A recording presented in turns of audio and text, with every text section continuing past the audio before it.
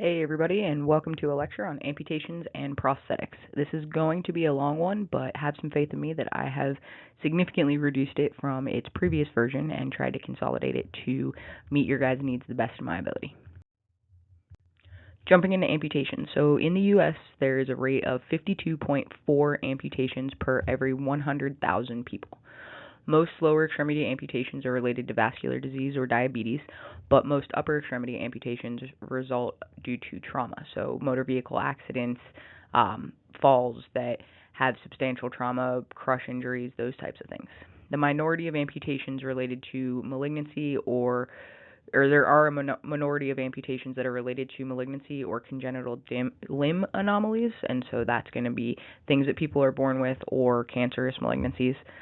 After an amputation, patients are often fitted with a prosthetic limb or body part. However, a prosthesis can never fully substitute for the function or appearance of the amputated extremity.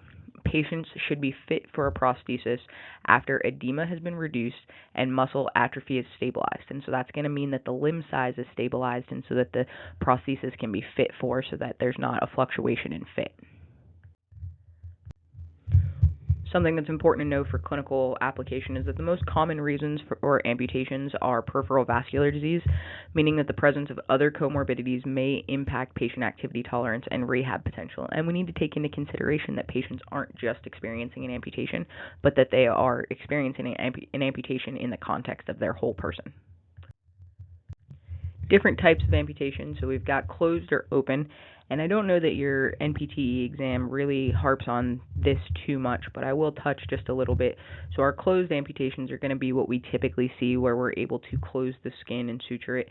Open is where there isn't enough skin, or where the cut has had to be made, there isn't enough coverage, and so they have to stretch the skin until it can be sutured closed. With a closed amputation, the skin edges are stapled or sutured together, and the underlying muscles might be sutured to one another, or sutured through holes drilled in the bone so that way they are stable and not flapping around. The cut ends of bones are beveled to reduce sharp edges, which can be painful, and so the patient gets kind of this rounded, bony edge. Nerves are severed under tension so that they retract within the muscle bellies instead of terminating near the skin, and this is used to help reduce pain. So they'll basically tension the nerve before they make the cut, and so that tension helps pull the nerve back in so that they're not lying superficial to the end of the residual limb. Amputations can be classified as either minor, which is going to be amputations that happen distal to the wrist or ankle. So if it's an upper extremity amputation, we're looking at distal to the wrist. If it's in a lower extremity amputation, we're looking at distal to the ankle. Or major amputations, which happen proximal to those landmarks. We're going to harp here more on lower extremity amputations because that's what we're going to see more clinically and on your boards exam. So starting off here with minor lower extremity amputations, we can have a phalangeal amputation, a ray resection, a transmetatarsal, or a mid-tarsal disarticulation, and that's also going to be known as a show parts amputation. So partial foot amputation is removal of any portion of the foot. That's going to be typically our phalangeal. Our transmetatarsal is going to cut through the metatarsals. Our mid-tarsal disarticulation, or our show parts disarticulation, is going to come more proximal to include some of our talar bones. Tarsal bones. And then our ray resection that's going to be when we're having a long portion of the foot removed. So that would be like the phalange and the associated metatarsal, because those are going to be our rays. When looking at things that we care about with minor lower extremity amputations, our main concern with phalangeal amputations is going to be that the patients typically are experiencing this as a result of peripheral vascular disease, and so there's a possibility for further amputation. Diabetes can also be a common associated cause of amputation of the phalanges. But we want to look at when there's potential for more amputation to occur. There's not a whole lot of functional limitation as a result of these minor lower extremity amputations, but we do have the potential for more amputation in the future. Transmetatarsal amputation, or those show parts amputation, shortens the foot considerably, and with the loss of the metatarsal heads, it causes the patient to bear more weight on the calcaneus, because if we remember, our foot bears weight on the calcaneus, the head of the first metatarsal and the head of the fifth metatarsal, and so if we lose those metatarsals, we have to bear weight on that sole point of the calcaneus. Affecting gait, there's loss of MTP hyperextension because that joint no longer exists during the swing phase, and the shortened foot can slip from the shoe, so sometimes they'll need something to fill in that shoe. A ray resection, which remember is kind of taking that length portion of the foot, creates an abnormally narrow foot, which reduces the base of support in standing. The absence of one or more metatarsal heads and their muscular attachments reduces the strength of plantar flexion during terminal stance, and so that's going to impact the efficiency of gait. And the effects on gait, the loss of the first ray is more disabling because this part of the foot usually takes much of the load when walking on level and irregular surfaces. And so if we have a patient who's had a first ray resection, they're going to have greater limitations because we typically travel through the first ray, push off through the first ray, and that has a huge implication on our gait.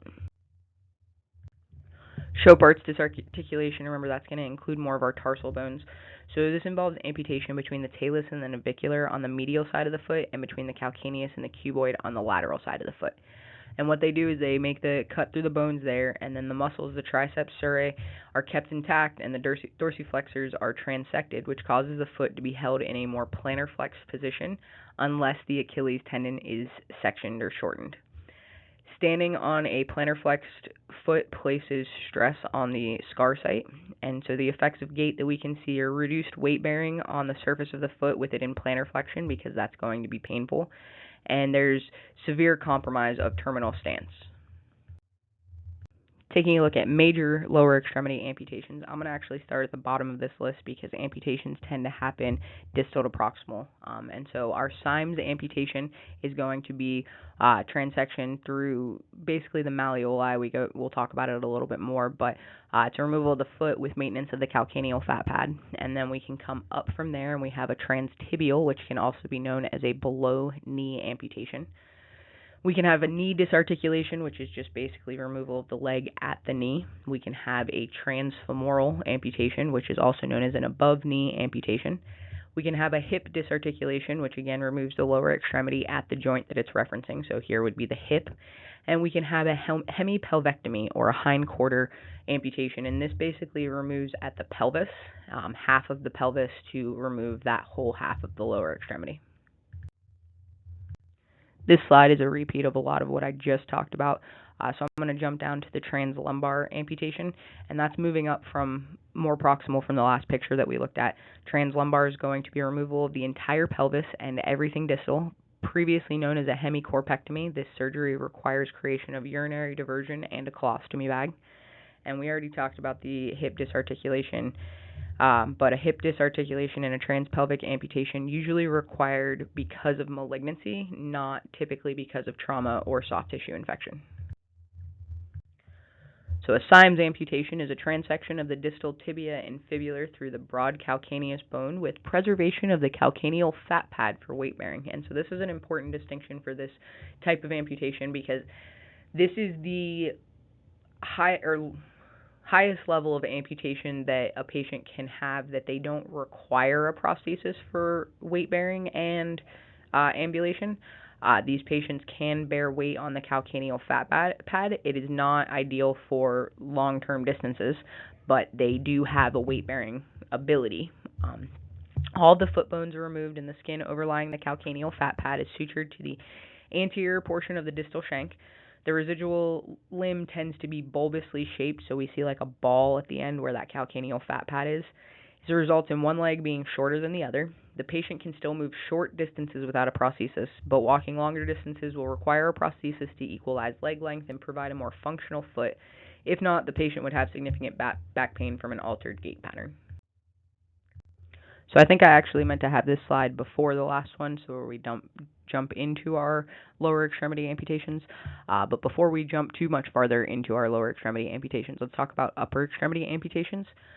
So again, our minor amputations are going to be distal to the wrist. This picture shows us our major amputations. So we can have a wrist disarticulation, a transradial amputation, which cuts through the radius and ulna, an elbow disarticulation, which again separates at the joint that it's named for, a transhumeral amputation cutting through the humerus, and a shoulder disarticulation. Typical examination findings in patients following an amputation. So, patient history, we want to make sure that we're getting a thorough patient history. And that's really important because we want to look at the psychological issues and their patient's expectations of therapy. These things are going to impact the patient's compliance with their home exercise program, their skin checks, their maintenance programs, all of that, and satisfaction with their treatment outcomes. And so, having a comprehensive understanding of that is really important. Looking at a systems review, systemic issues may cause complications or indicate need for precautions during rehab. So, again, looking at things like diabetes and PVD being making those patients susceptible to needing future amputation if they don't provide the right precautionary care. We also want to look at how those comorbidities are going to impact their activity tolerance and overall what limitations to therapy they might experience. Tests and measures with these patients, we're going to look at their posture, their anthropometric characteristics, their range of muscle or range of motion, their muscle performance, and their neuromuscular status. When looking at posture, we want to focus on pelvic alignment. Scoliosis and kyphosis abnormalities may impact prosthetic fit and function, so we want to try to address these things prior to prosthesis fit. Anthropometric characteristics, the length and girth of the residual limb are measured because this affects the type of prosthesis and the fit of the socket, and so that's going to impact their overall function and what decisions for prosthetic wear they can have. Measuring at defined stable bony landmarks makes it easily identifiable for future clinicians to come in and take the same measurements and make sure that we're getting an accurate representation of a patient's progress.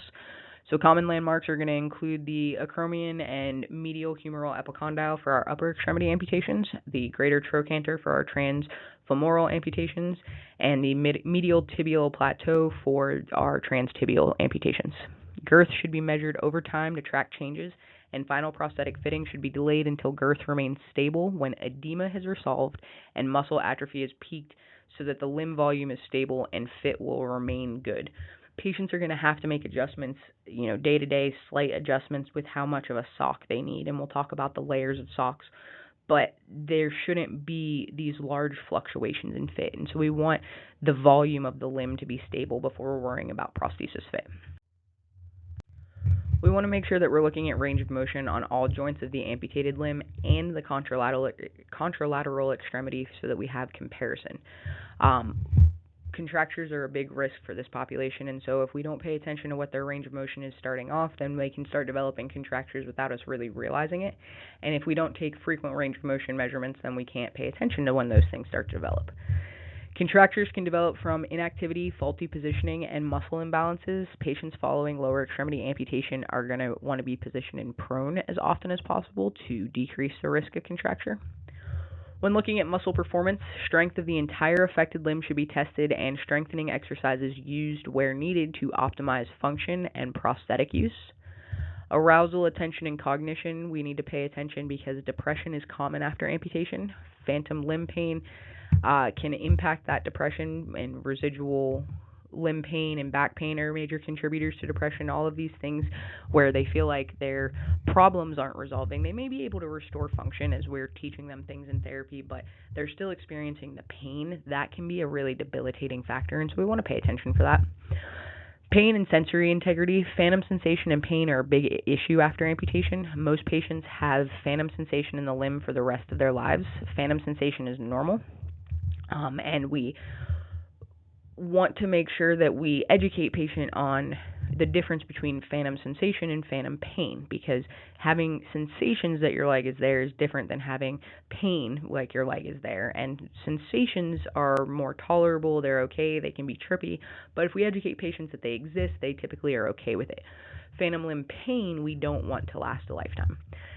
Phantom pain is pain that is being felt from the missing body part. This is particularly common in the hand due to its large cerebral representation in the brain. But phantom sensations phantom pain can include burning, electric shocks, or other unpleasant sensations. Phantom sensations can be sometimes like that numbness, tingling, like your foot's falling asleep even though you don't have a foot there. And so that's just something to pay attention to in the difference between phantom pain and phantom sensation. Another thing to pay attention to in the difference between phantom pain and phantom sensation is that phantom pain, in which pain is felt in the missing body part, generally subsides within a year after amputation with desensitization training. However, phantom sensations can last a lifetime. Cardiopulm exam findings. So the residual limb needs adequate blood supply to maintain viability and heal. And so if we don't have the right blood supply, then we're going to have slowed or delayed or improper healing, and that can cause future need for amputation. When we have slowed or delayed healing, we also have increased risk of things like infection. And so poor circulation increases the risk of ulceration and gangrene. We want to look for color changes and peripheral pulses in the residual limb, along with skin temperature changes, remembering that heat may signify an infection and cold may signify poor circulation. Our integumentary exam findings: the skin should be rechecked during each treatment to assess healing and look for signs of pressure. Soaps, lotions, socks, and liners can all potentially cause irritation, and so we want to look for areas of skin irritation, making sure that that resolves within our, 10 to 30-minute window, but we also want to make sure that we're educating our patient on performing these skin checks. Check any areas of redness to ensure a pressure ulcer does not form. Remember that in lower extremity amputations, the unaffected limb is more at risk for skin breakdown due to increased weight-bearing load on the remaining foot, and so it's important to not only check the residual limb, but also to check the sound limb. Evaluation, diagnosis, and prognosis. And this slide really focuses more on prognosis for these patients, but they're going to fall under the guide practice pattern 4J. But more importantly, patients with amputations secondary to peripheral vascular disease are at a higher risk for further amputations in the future. And so we want to be educating them on things like blood flow, skin checks, infection control, all the things that would help prevent future amputations.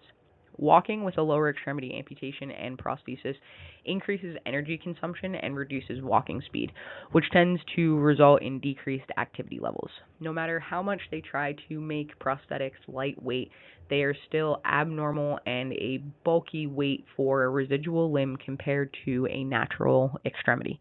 And so there's going to be an increased workload demand when ambulating with or without a prosthesis, but with the prosthesis being the bulk and nature of the prosthesis, without it being the ineffective gait of hopping on one leg. The high energy cost of ambulating with bilateral lower extremities amputations may result in it being more efficient for people with bilateral transtibial or transfemoral amputations to use a wheelchair than to ambulate with prosthesis. This is going to depend on their overall activity tolerance and health status. If they are capable of meeting the energy demands for ambulating with bilateral prosthesis, then they will be fit for them. But if it makes better sense for them to be mobile with a wheelchair, then that's going to be the route that they are rehabilitated on. Reintegration into the workforce can be delayed by problems with the residual limb and wound healing, and so again, trying to think about functional demands that the patient has and incorporating those into their rehab protocol so that we are able to limit those delays. Just because somebody has a prosthesis does not mean that they are necessarily going to use it. And so factors that contribute to prosthetic use include graduation from high school, because level of education impacts the use of a prosthesis. Employment, whether or not you need to leave your house and be able to do things, is going to affect your prosthetic use. Emotional acceptance of the amputation can impact prosthetic use. Perception that the prosthesis is expensive, so that would be more in regards to acquisition. Transradial amputation patients are more likely to persist with prosthetic use compared to those having amputations at lower levels for our upper extremity amputations. Early fitting for patients after traumatic amputation can be a factor, because if they have traumatically lost the limb, then it's something that can have a huge mental and emotional component, and so the faster they are able to be fit for a prosthesis, the more they can accept it and utilize it. And then post-traumatic counseling, especially when the amputation is a result of trauma. Interventions for patients following amputation. So before the amputation, our goal of our pre-op rehab is to prepare the patient for life after amputation and to begin rehab with strengthening of the muscle groups that are going to remain, but also are going to provide the greatest stability for the patient. The patient should engage in a structured post-op program to improve function and wound healing. Rehab should begin preoperatively, except in the cases of congenital anomaly or trauma, because we can't plan for preoperative rehab there. But if we can give them prehab and strengthen the muscles that they need in advance of the surgery, then they're going to be better off after the surgery. Immediate post-op recovery should emphasize wound healing, edema control, and preventing contractures. So we want to make sure that we are promoting wound healing, utilizing whatever modalities we need to in that regard. Edema control with appropriate wrapping of the limb, and that's something that we're going to practice in class, and preventing contractures with appropriate positioning. Again, we want these patients with lower extremity amputations positioned in prone as often as they can be, because hip flexion contractures are a huge risk for both transtibial and transfemoral amputations. Transtibial amputations are also at risk for hamstrings contractures because patients tend to hold their knee up and bent, and so positioning a patient in prone not only helps to stretch the hip flexor, but it positions the leg so that the knee is in an extended position to combat the contractures of the hamstrings as well. Every effort should be made to prevent contractures. Active range of motion exercises are helpful, and bed and wheelchair positioning are important. We'll talk about that with some pictures here in a little bit. While in bed, the patient should lay prone as much as possible, with at least 30 minutes per day spent in prone. Side lying should be used for patients who can't lie in prone, but we need to get some kind of positioning that doesn't keep them in a hip flex position. When the person is supine, caregivers place pillows under the lumbar spine beneath the residual limb or between the thighs to increase comfort. But between the thighs can be debatable because, again, our transfemoral amputations have risk for abduction contractures, and so we typically don't want to place something between the knees or between the limbs for transfemoral. Transtibial might be a little bit more acceptable, but either way, we want to prevent contracture development. Every effort should be made to prevent the formation of contractures. Don't place a pillow beneath the residual limb in such a way that it supports the limb in a flex position, because this fosters the development of contractures. So if you look at our pictures of do's and don'ts, we don't want to place a pillow under the knee while in bed. We do want to keep the knee positioned in an extended position while in bed. We don't want to keep the above knee residual limb abducted while in bed. We do want to keep the above knee residual limb adducted while in bed. And when I can't go back to that slide, but when we sit in a chair, we want to use a chair extending cushion for our patients with a transtibial amputation, so that the knee doesn't sit in a flex position in the wheelchair, but rather they have the knee in an extended position there. Amputation rehab. General conditioning exercises are aimed at improving strength and endurance. General strengthening exercises for the trunk and all extremities should be used to help improve overall activity tolerance, muscular performance. Functional activities should be used to improve independence. Lower extremity amputation patients should be taught bed to wheelchair transfers and chair to chair transfers before surgery, and learn 3-point ambulation with an assistive device for gait so that they are more functional following surgery. Early post-op management goals should be to promote wound healing and maximize function.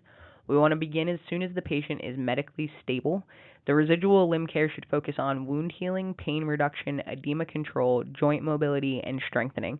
Remember that those early phases are going to focus on our wound healing, edema control for prosthesis prep, but we also want to keep the joints moving the way that we need to without onset of contracture, and keep the muscle strong to prepare for prosthesis. And so while we have a primary emphasis of wound healing and edema control for prosthesis fit, for prosthesis use, we also need to maintain range of motion and strength. Psychosocial counseling, general conditioning, and functional activities should be included to create a comprehensive rehab plan for this patient. Specific to wound healing, an open wound is vulnerable to infection, so we want to make sure that we create a clean, stable wound environment. Modalities such as e-stim, ultraviolet, ultrasound, intermittent pneumatic compression, hydrotherapy, and negative pressure may be used as appropriate for the patient and the wound. Edema control is important to promote wound healing, reduce pain, and facilitate prosthetic fitting. Edema control measures should be used until the patient is wearing a prosthetic for most of the day, or until the wound is healed and the residual limb is no longer painful. Limb volume changes continue for an average of 120 days after surgery, and so that's a good solid 4 months. Interventions include utilization of soft dressings such as elastic bandages and elastic shrinker socks, Semi-rigid dressings like Una bandages and air splints, and rigid dressings such as plaster of Paris or plastic. And then a thin dressing should be placed directly on the amputation wound, particularly if sutures or staples are in place in order to help protect the skin integrity. Let's dive in a little bit deeper into those different dressings after amputation. So, the one that you are most commonly going to utilize as a therapist is going to be soft dressings. And soft dressings are used most commonly. They're relatively inexpensive, and the application and removal of the dressing is pretty simple. Elastic bandages are applied in a figure eight pattern, avoiding circular turns. We don't want to make circles around somebody because that can create a tourniquet effect. So when we do limb wrapping in class, we will make sure that we are practicing with figure eight patterns. The disadvantages of elastic bandages is that they must be reapplied several times per day because they tend to loosen as the patient moves, and so they don't just stay put and stay where you want them. You have to fix things. Patients with transtibial amputations can usually apply bandages themselves, but patients with transfemoral amputations usually need more assistance to wrap effectively, and you guys will be able to see why when we do that in class. If a transfemoral bandage rolls distally on the thigh, the patient is apt to develop an adductor roll and adductor roll, which is a massive tissue along the upper medial thigh, which can chafe and cause skin breakdown. And so one thing that we want to really make sure of when we are doing limb wrapping is that we have nice smooth edges and we don't have the potential for rolling, because that can create pressure ulcers for our patients. Pressure under elastic bandages tends to be uneven with each application, and so this is another disadvantage that we're trying to combat, because if the whole purpose is limb volume management, then we need to have kind of equal compression to help sustain the appropriate limb volume. And so being aware of what we're trying to accomplish is important when applying the elastic bandages. The goal for limb wrapping is to promote a cylindrical limb shape, which allows for a proper weight-bearing surface and a better prosthesis fit. And so in order to do this, we will use figure eight wraps with more pressure distally than proximally. Another soft dressing that patients may have, instead of elastic bandages, they can have shrinker socks. Shrinker socks are closed-ended tubes made of fabric knitted with elastic threads. So these are typically easier for patients to don and doff independently, and they also provide a more uniform application of pressure. They're easy to roll onto the amputated limb and apply uniform compression better than elastic wraps.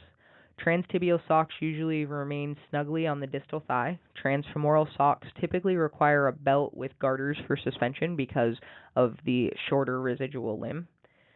The newer versions of shrinker socks include elastized shorts and gel socks, so that there's kind of this whole body application of the garment, so that way there's fewer need for belts and straps.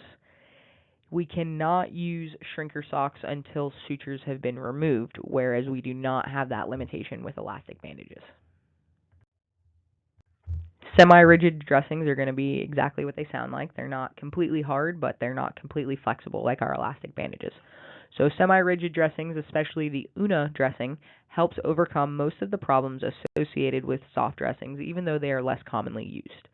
Una dressings are made of gauze permeated with zinc oxide and calamine, with glycerin and gelatin added as moisture retention agents. The bandage is applied over a thin, sterile wound dressing.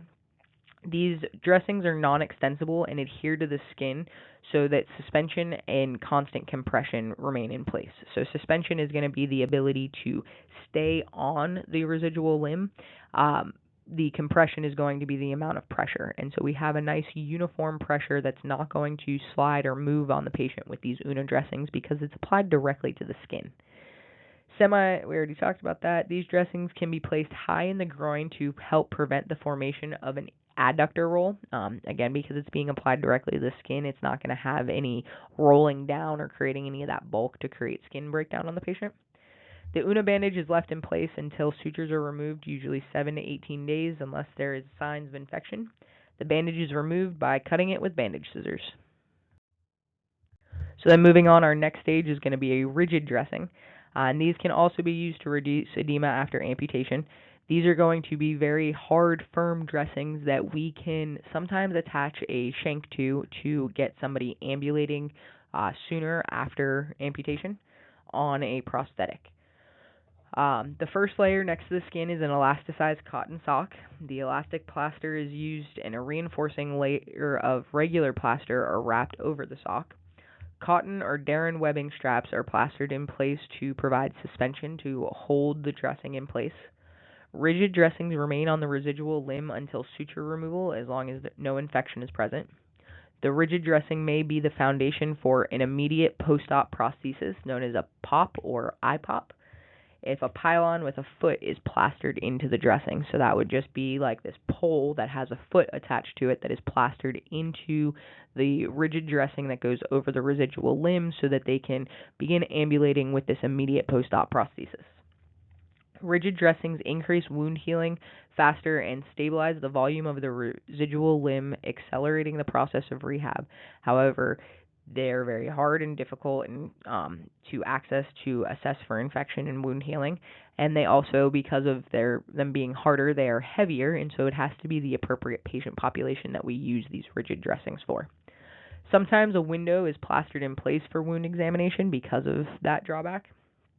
Drawbacks include the application of the rigid dressing require considerable skill, and the cast is heavy, so suspension straps must be used, and it is also the most expensive type of dressing. Pain management in this patient population. So compression limb dressings can help to reduce pain. A lot of times pain is increased by edema, and so providing the appropriate compression can help to reduce pain. Dressings may need to be removed if they are potentially the source of pain, so if it's too tight, that can be an issue. But typically, redoing the application of the dressing can help with pain management. Occasionally, a neuroma near the fascia can cause local pain or phantom pain, and an excision of the neuroma may be needed. Oral or IV analgesics are used for post-op pain. Massage resistive exercises for the contralateral extremity have been shown to reduce pain. Relaxation techniques such as deep breathing, use of acupuncture or dry needling, and other modalities such as ultrasound TENS and biofeedback can also help with pain. Another good utilization in this area that isn't mentioned on this slide can be mirror therapy. And while mirror therapy can be helpful for function, it can also help reduce the effects of pain, especially when it is phantom pain that is being felt. Joint mobility should be preserved with active exercise, positioning, and or splinting. So active exercise when the patient is capable, but positioning and splinting when they cannot actively do it. To prevent flexion contractures after transtibial or transfemoral amputation, the nearest proximal joint should be kept extended as much as possible. So for a transtibial amputation, the nearest proximal joint is going to be the knee. For a transfemoral amputation, the nearest proximal joint is going to be the hip. In bed, patients should spend as much time as possible in prone. Don't put pillows under the lumbar spine between the thighs or under the thigh because that's going to increase the risk of contracture development. In the wheelchair, sit in a good upright posture without pillows between the thighs, and a transtibial residual limb should rest on an extension support projecting from the wheelchair seat to keep the knee extended. Strengthening. So the minimum exercises used in this patient population can be found in box 17.1 in your O'Sullivan textbook, or it can be found in table 17.5. These might actually, neither one of these might be from your O'Sullivan textbook. I think these are both from your Principles of Therapeutic Exercise for the Physical Therapist Assistant. Your O'Sullivan textbook is where I pulled the pictures from later in this. Strengthened muscle groups is needed for eventual prosthetic use. So people with upper extremity amputation tend to be younger, healthier, and frequently male. People with lower extremity amputations are frequently older with comorbidities and decreased strength, and so that's why our minimum exercises focus a lot on our lower extremity amputations. Lower extremity amputees should strengthen the hip extensors and abductors as these are important during the stance phase of gait. So remember, we're looking at glute maxes and our hamstrings as our primary hip extensors, glute med and glute min as our primary hip abductors. Transtibial amputees should work on knee extensor strength, so our quads. This is essential for transferring and using a prosthesis. And use manual, active, elastic, pulley, and isokinetic resistance to increase strength. Our minimum exercises can include bridging, hip extension in prone, hip abduction in sideline, quad sets, knee extension through short arc quads or long arc quads, straight leg raises, and hip adduction. Remember that the majority of our lower extremity amputations happen as a result of comorbidities that can put the patient at risk for further amputation, and so we want to make sure that we're teaching them how to care for the unaffected extremity as well. Instructing the patient on how to care for the unamputated limb includes avoiding smoking, bathing in hot water, but avoiding bathing in hot water because we don't want burns, especially in the insensate patient population. Avoiding using of heating pads.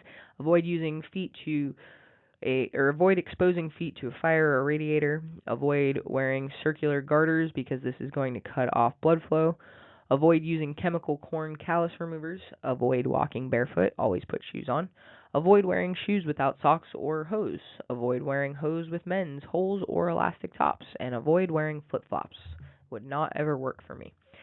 Foot care and inspection should occur on a daily basis, teaching a patient to use a mirror if they need to in order to check all areas of the feet for redness, blisters, cuts, toenail discoloration, and edema. The feet should be washed in lukewarm water and dried thoroughly, and feet should be moisturized with lotion, but not between the toes, and the toenails should be trimmed straight across. Again, these are things trying to help maintenance of the unaffected extremity so that it does not become an affected extremity. Pre-prosthetic training, lower extremity amputations, we should work on standing on the intact foot with a walker or crutches or in the parallel bars to work on standing balance because we're going to need the stable leg to be able to provide us a lot more support than we previously were with both extremities intact. If there's a pylon on a rigid dressing, it can be fit into a prosthetic foot, but until sutures are removed, the patient should only bear weight as directed by the physician. Some patients are going to be allowed to bear weight on it depending on the location and placement of the sutures and the tension across the suture line. Other patients are not, and so you're going to follow physician's orders for that. Adjustable sockets can be adjusted to fit as needed with straps and padding in order to try to give like trial prosthesis runs, but this typically isn't the emphasis of our treatment. Most patients with lower extremity amputations will use a wheelchair on a temporary or permanent basis. Ideally, it's going to be a temporary basis, but we want to look at energy expenditure and gait with a prosthesis and whether or not that needs to be a permanent mobility decision for them. Wheelchairs should have its rear wheels displaced posteriorly or have tip bars or tip guards put in place due to the posterior transfer of the patient's center of gravity with an amputated lower extremity in a seated position. So this is going to help prevent the wheelchair from tipping backwards. With bilateral amputations, no footrest should be used unless the patient is going to be using prosthesis, and that's going to, again, just help with stability and balance of the wheelchair. And in upper extremity amputation, the patient should practice ADLs with the remaining limb so that they are able to become more functionally independent with or without prosthesis use. If we are able to get our patient a prosthesis, there are some things that we're going to be considering for what's appropriate for them. And so a prosthetic would be contraindicated for a patient with severe cardiovascular or pulmonary disease who couldn't meet the energy demands for functional use with a prosthesis. Few patients with dementia should use a prosthesis, and so those patient populations we're going to take into consideration whether they're going to be wheelchair bound or we're going to end up doing prosthetic training with them. Care must be taken for prosthetic use if an individual has cognitive impairment and must be closely monitored by a caregiver. Medical factors that may interfere with the prosthetic use include neuropathy, arthritis, lack of skin integrity, contracture, and weakness, and cost and fit limitations may also be a factor. With partial foot amputations, fillers, inserts, or specially made shoes can help to normalize gait pattern even if prosthesis isn't needed. Let's take a closer look at transtibial prosthesis here. So those are going to consist of a foot, a shank, a socket, and suspension. So the foot's the part that touches the ground, the shank's the part that connects the foot to the socket's the part that goes on the residual limb, and the suspension is what holds it in place. Prosthetic feet are mass-produced in all sizes for all ages. Feet support weight when the patient is in standing and during the stance phase of gait and absorb shock at heel contact. Prosthetic feet respond to the amount and direction of forces applied. They're designed to simulate MTP hyperextension during terminal stance and remain in a neutral position during swing phase. No prosthetic foot can give the wearer sensory feedback, nor does the ankle plantar flex when the knee is flexed to permit toe walking.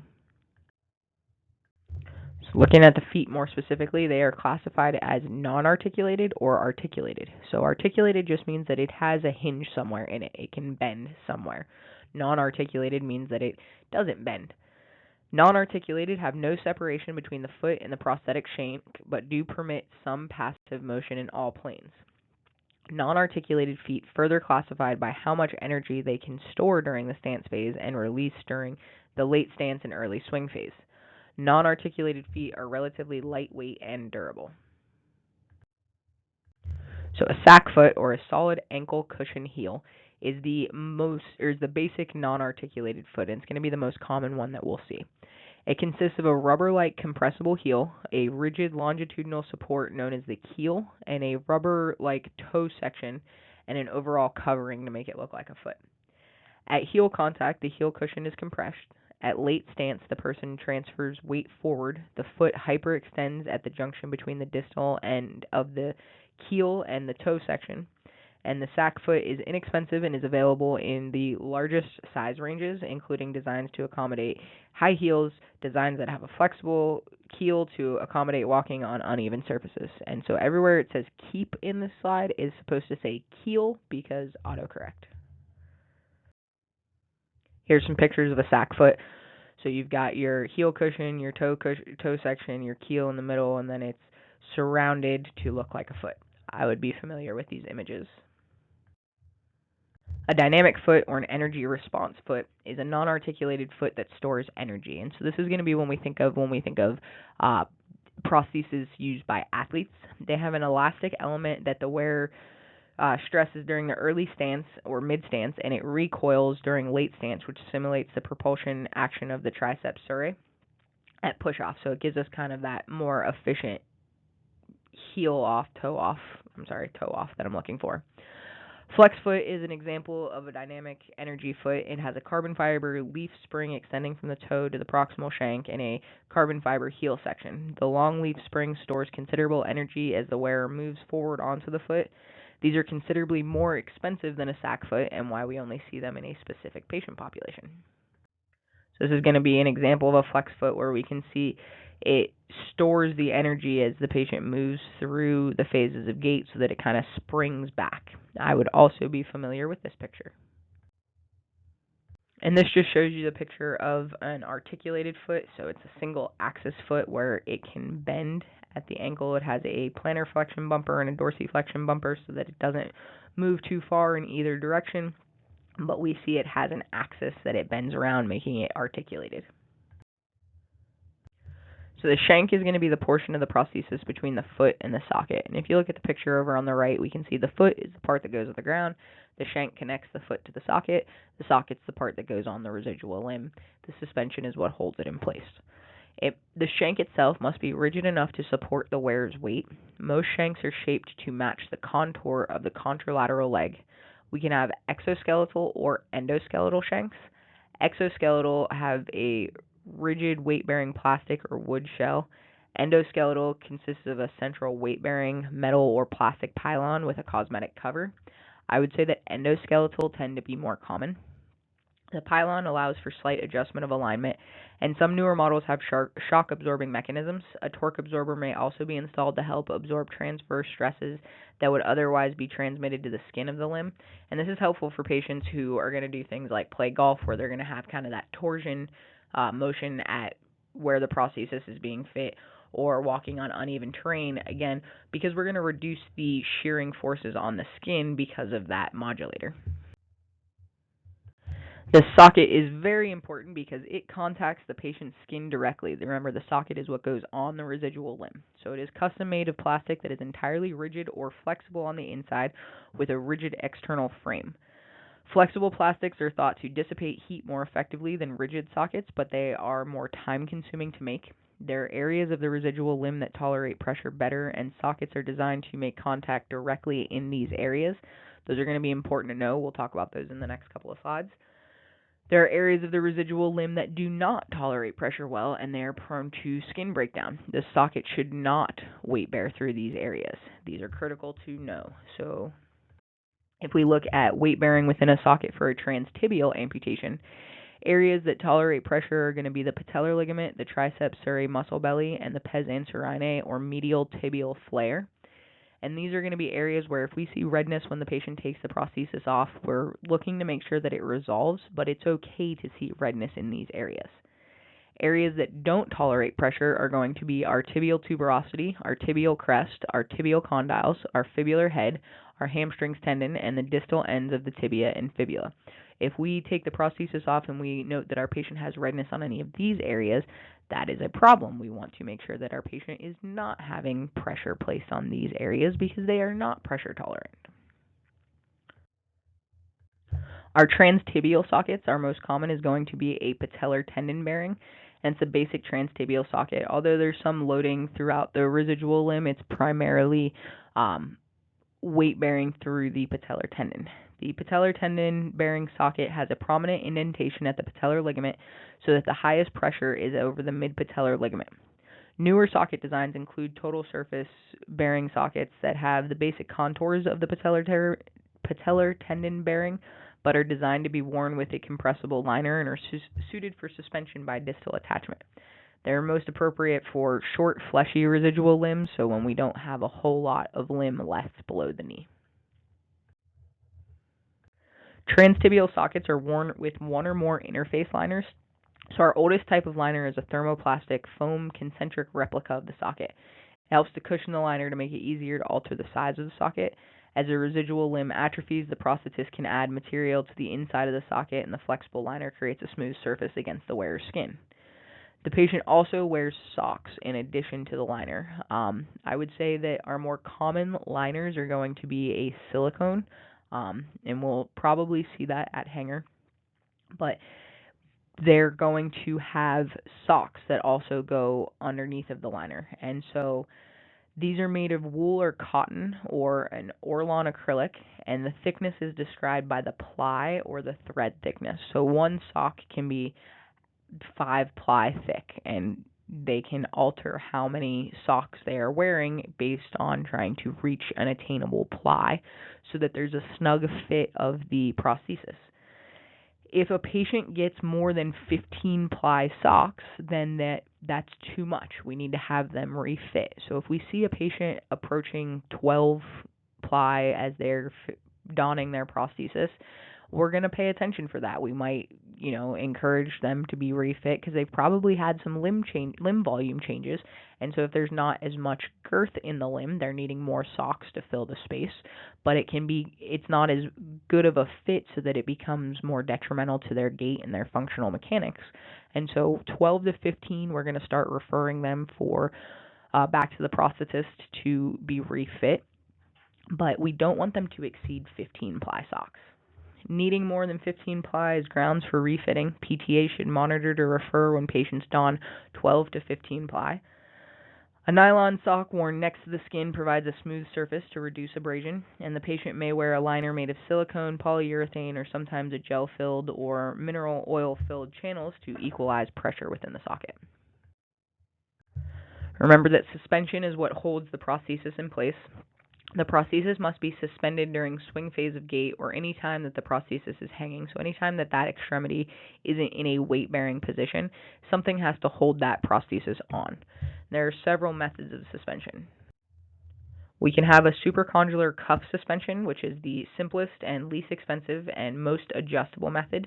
The cuff is attached to the proximal portion of the socket and then buckled or strapped around the distal thigh, so it attaches to the socket, the residual limb. Remember, we're looking at transtibial amputation, so they have a knee in place, and these straps come above the knee to strap around the thigh to hold the prosthesis in place.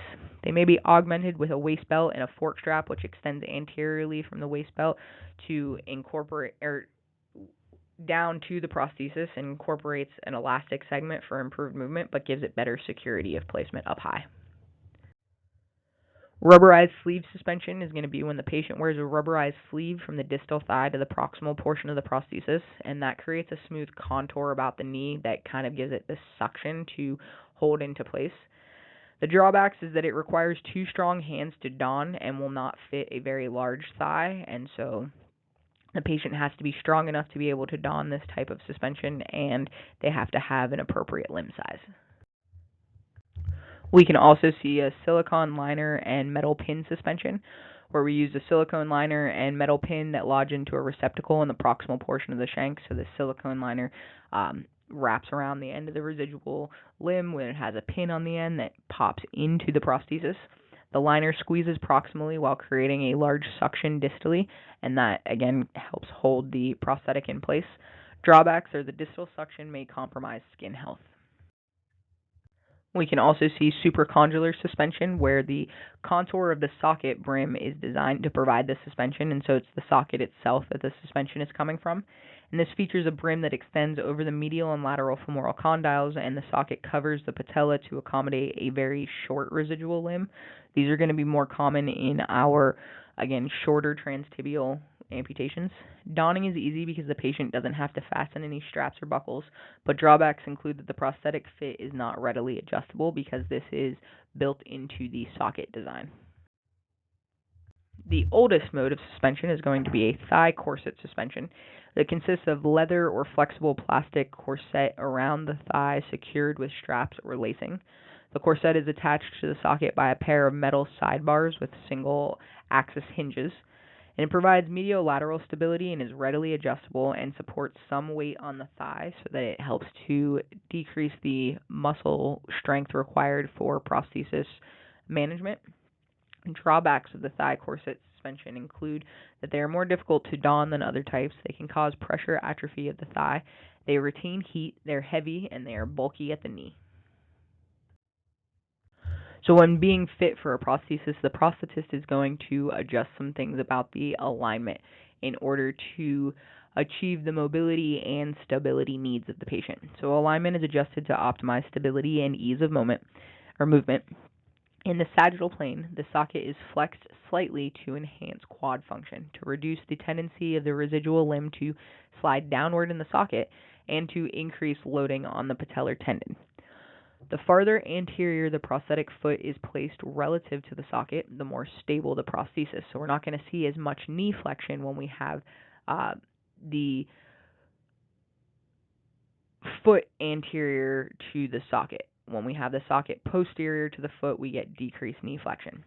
When we have a more athletic patient, we would put the foot slightly posterior to the socket. So when we have a socket anterior to the foot, we get increased knee flexion, and that's all going to be related to the line of gravity. And so if you can draw a stick figure with their knee and their ankle, and you put your line of gravity through it, if you move that foot forward, we're going to have less knee flexion. If I move that foot backwards, gravity is going to promote knee flexion. For a frail patient, the foot is located forward relative to the socket for stability, so they're going to have less knee flexion. In the frontal plane, the socket is adducted slightly to enhance loading medially on the pes anterinae and to maintain a relatively narrow walking base so that these patients don't waddle.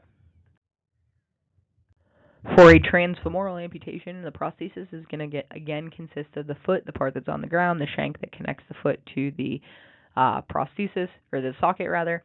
They will have a knee unit because we have a knee that has to bend as part of this missing lower extremity, then the socket, and then again suspension to hold it in place.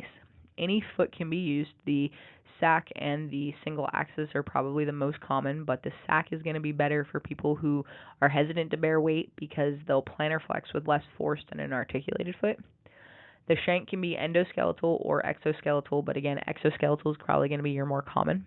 The transfemoral endoskeleton cover is subject to considerable erosion at the knee when the person sits on the knees, and so that's something that we may need to educate our patients on. Knee units are designed to create the bending motion of the knee. They are available in different sizes and different axes and friction mechanisms and extension aids and stabilizer mechanisms, and they can be really individualized for the patient's needs based on what their activity level demands are. All knees are designed to flex when the wearer sits. The axis connects the proximal and distal parts. A single axis with a transverse bolt is the most common. It's simple and it works well for most patients, and that's what we have pictured here is a single axis where we've got that one transverse bolt. Polycentric axis has two or more pairs of pivoting sides bars so that the knee is flexed the instant the center of rotation crosses the intersection of the longitudinal axis of the bar. And so that's going to create a little bit more natural movement for knee flexion, but tends to be more difficult to control as well. And so it's not as commonly used. Usually the intersection is posterior to the weight line, making the prosthesis more stable through a longer portion of stance phase. The polycentric axis unit is not as durable as the single axis version, so again contributing to why it is not as regularly used. Friction mechanisms. You can read on these if you want, but the long and short of what I need you to know is that knees include friction mechanisms in order to operate appropriately. So they resist shank movements during swing phase of gait to prevent excessive early knee flexion and abrupt extension at late swing. Looking at sockets for transfemoral amputations, these are usually fitted with a flexible socket seated in a rigid frame. Because they're more comfortable for when a person sits, the flexible plastic conforms to the shape of the person and the chair, and given the location of a transfemoral socket, that tends to be a bigger consideration than a transtibial socket. They are also cooler when we use the flexible socket seated in a rigid frame because the thin plastic helps to transmit body heat, and they're easier to modify because heat can be applied to the thermoplastic material. Drawbacks of these sockets include that they are somewhat more difficult to fabricate. All sockets for transfemoral amputations are custom made and have a unique shape, but there are two basic designs. There's a quadrilateral and an ischial containment design. The residual limb is more fleshy and has less bony prominences than a transtibial amputation, and so this needs to be considered with the designs.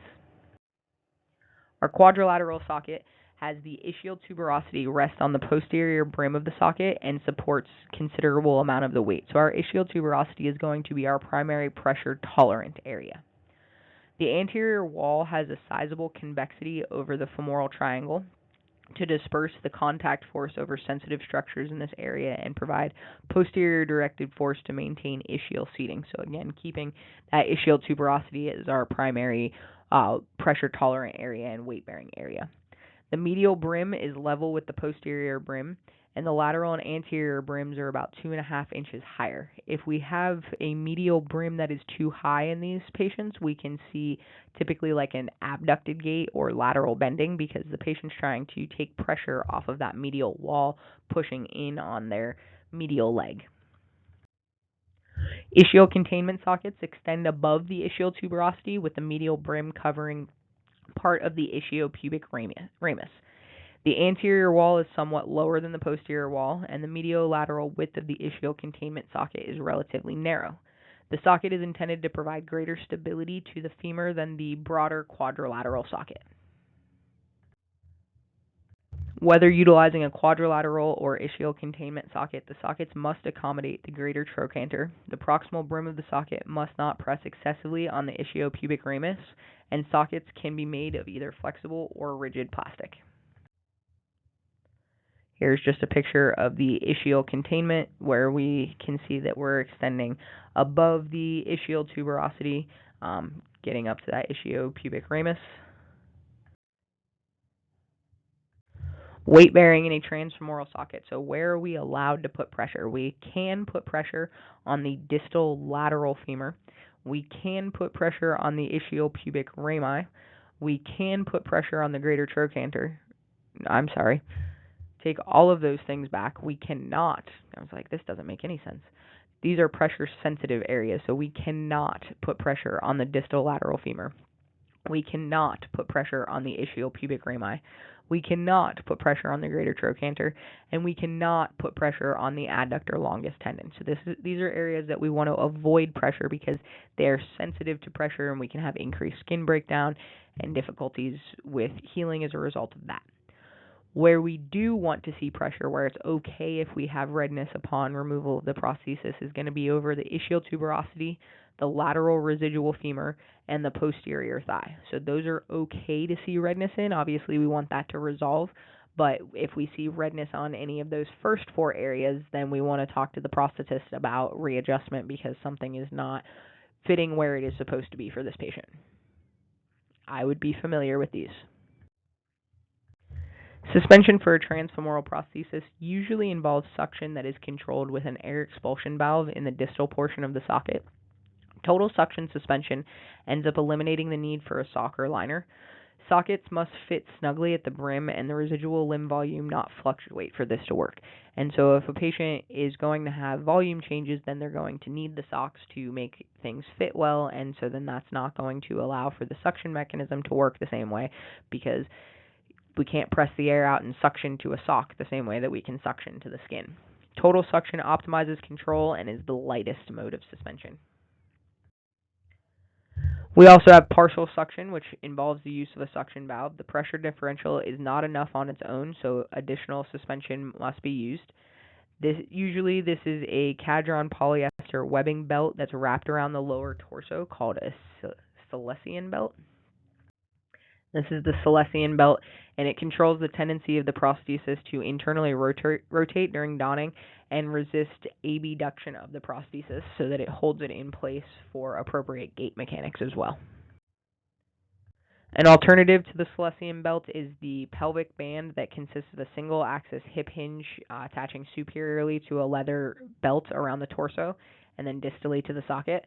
The pelvic band provides better control of hip abduction, adduction, and rotation, but it's bulkier and it's apt to irritate the lower back when the patient sits. It can rub on there.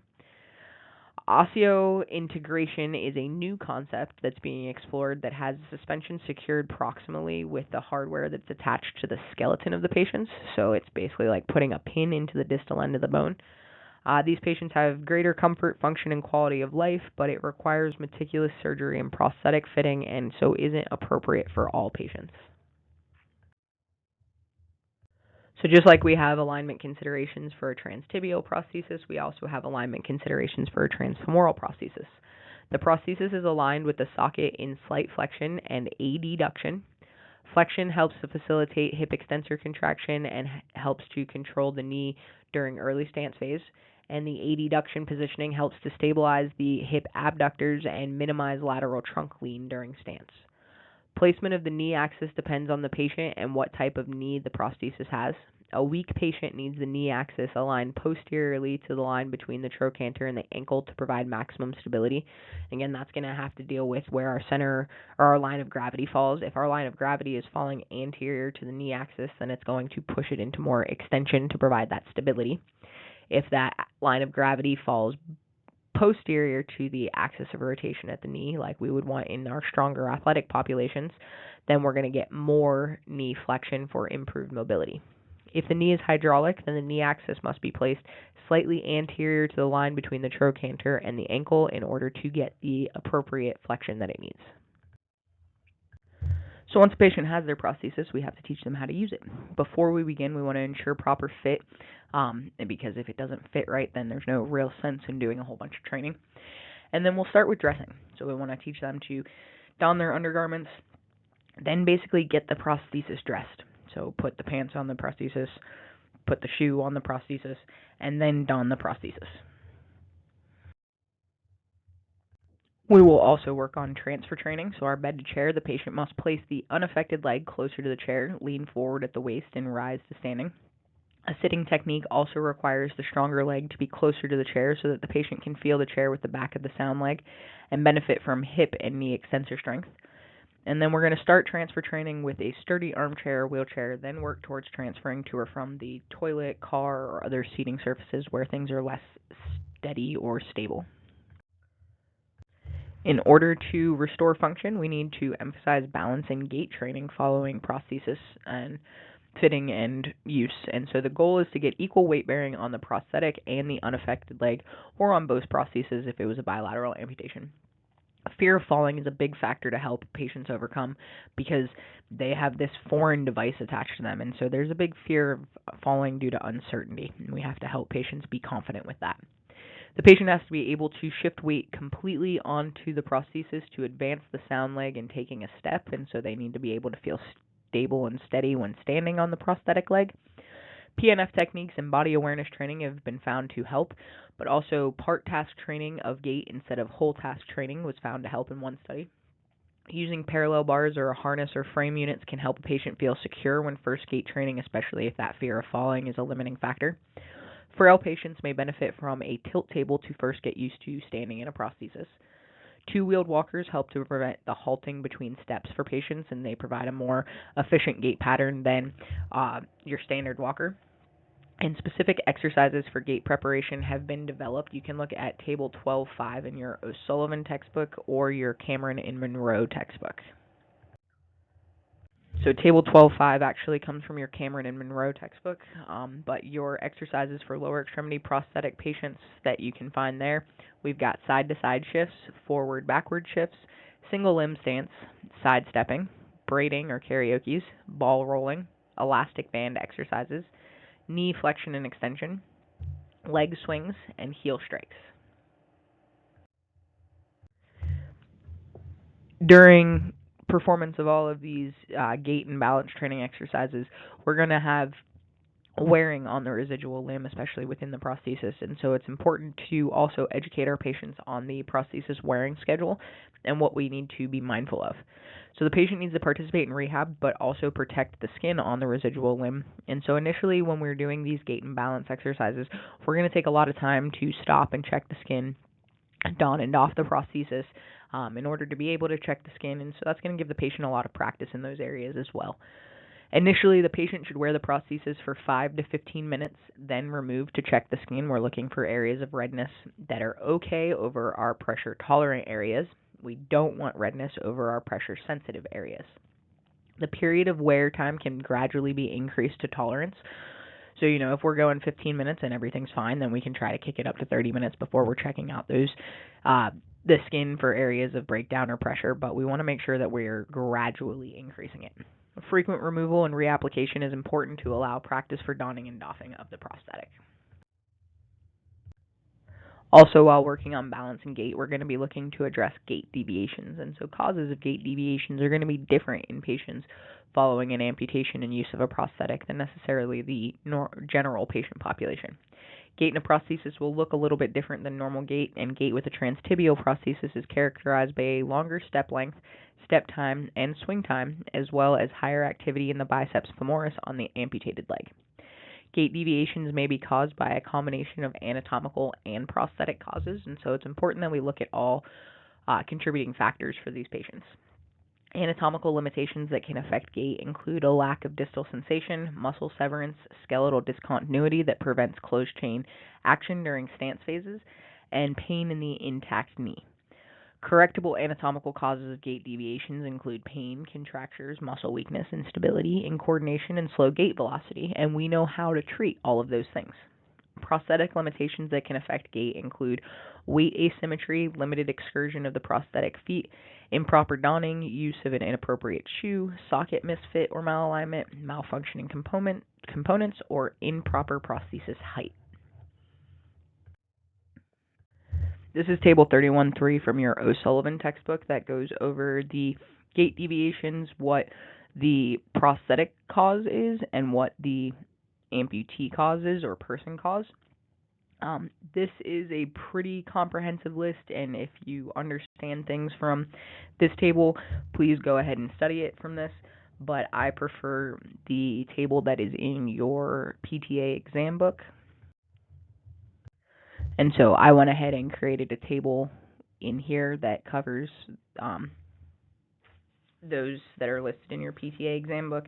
You can find those page 138 and 139 in Score Builders, but it just breaks down your deviation, what could be the causes from the prosthetic or what could be the causes from the amputee, similar to how the O'Sullivan textbook breaks it down, but I feel as though that this is a little bit more comprehensive, and so I'm not going to read all of these to you, but I would encourage you to look through them, understand the deviation, and understand how the prosthetic could be contributing to the deviation and what we could do to target the person to fix the deviation.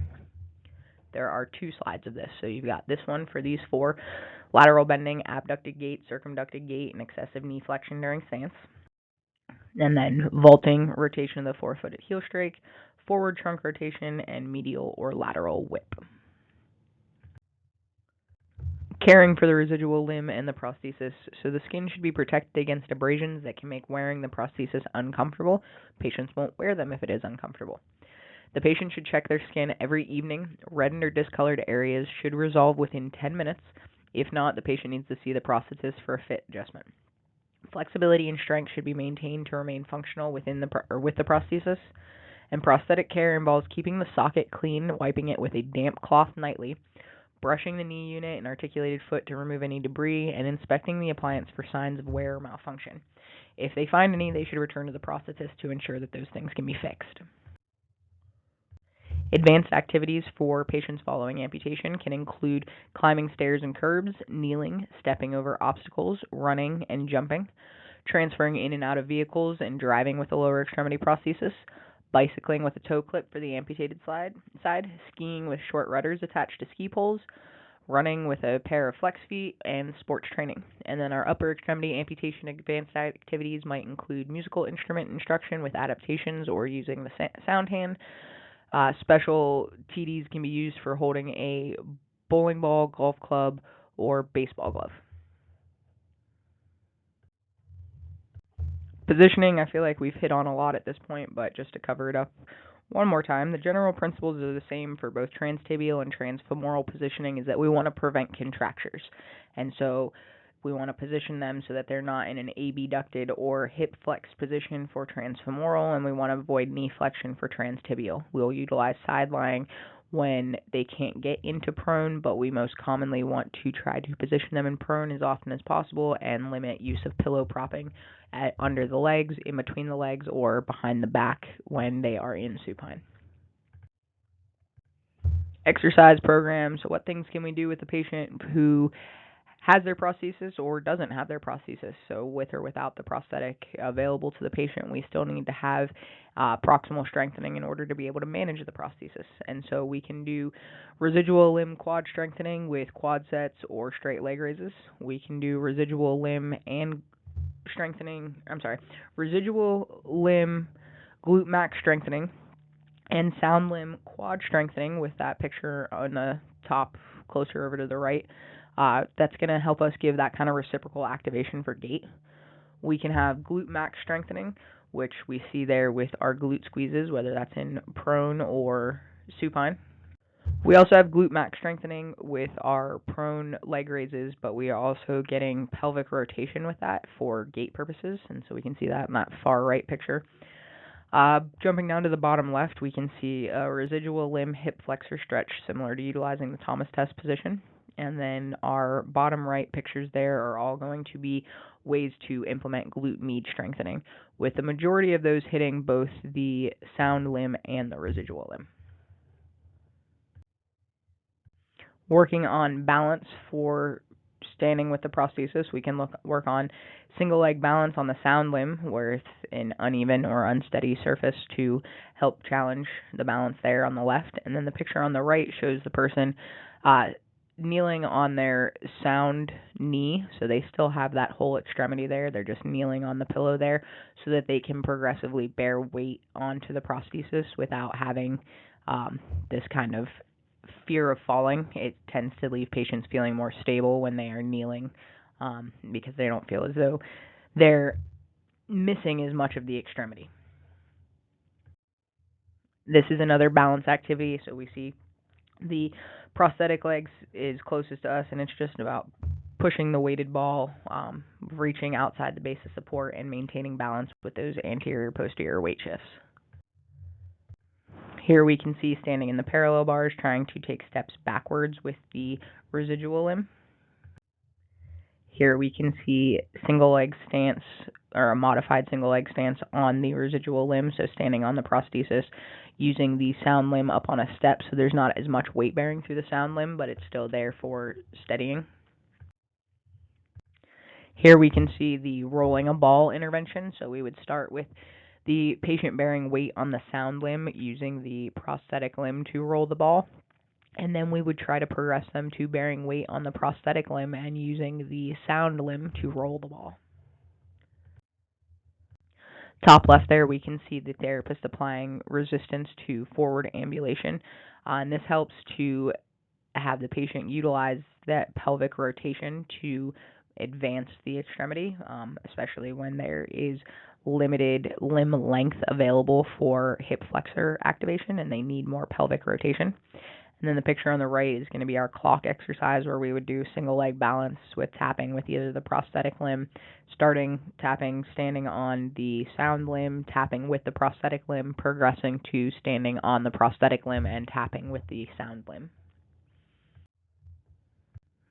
And then looking at our gait progression here, so we would start with the patient standing on the sound limb, taking forward steps back with the prosthetic limb as we see on the first part of that farthest left picture. And then we can see taking steps back with the prosthetic limb, again maintaining stance on the sound limb on the second part of that leftmost picture.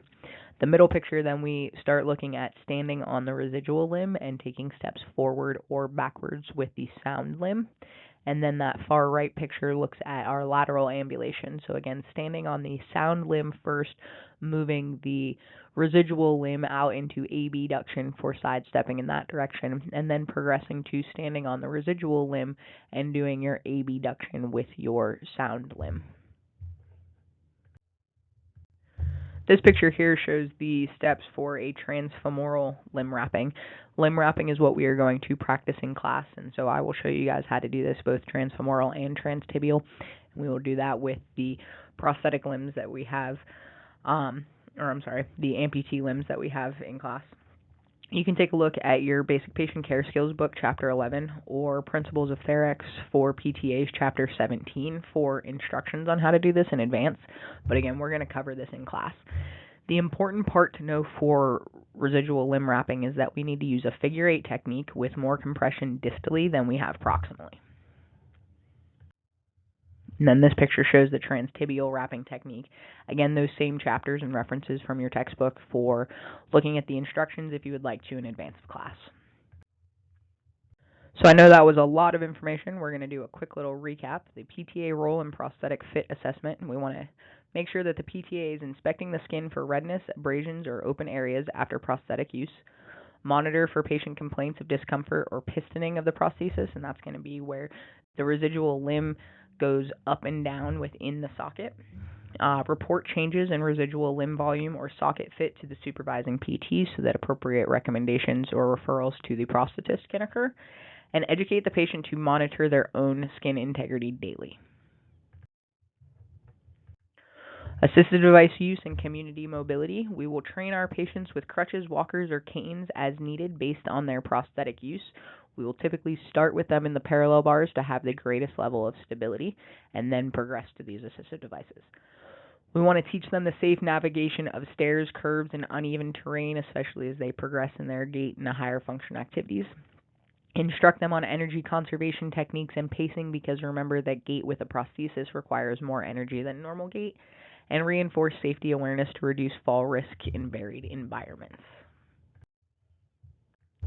Patient education and self-care. We're going to make sure that we educate them on proper donning and doffing of the prosthesis and liners. Remember that if we are exceeding 15 ply of sock, it is time to refer for refit from the prosthetist. We want to instruct on daily limb hygiene and drying, avoiding moisture traps because moisture creates skin breakdown. Emphasize checking the skin before and after wearing the prosthesis so that we can note new areas of redness, and demonstrate cleaning the socket and inspection for wear or damage.